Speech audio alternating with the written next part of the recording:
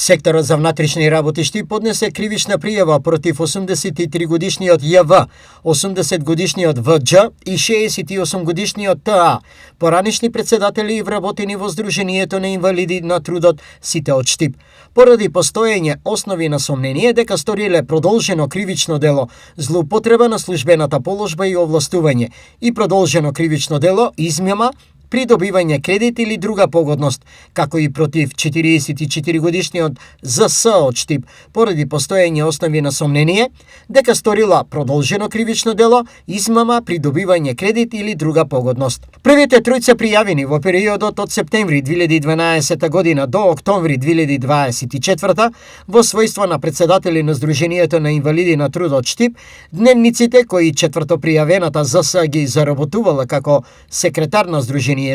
ги префрлале на трансакцијска сметка на незината мајка, за да не и биде ускратено правото кое го имала на социјален, детски и образовен додаток.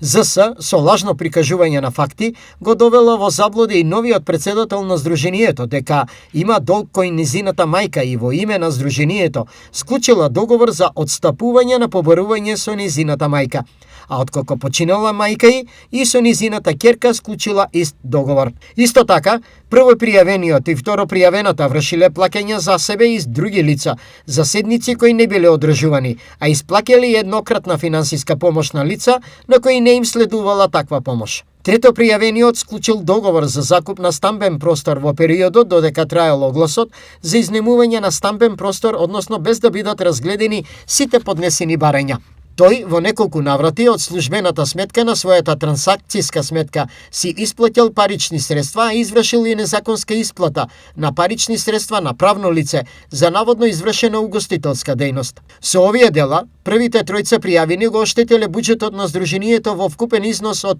297.730 денари, а на четврто пријавената ја овозможиле да се стекне со противправна имотна корист од 88.234 денари.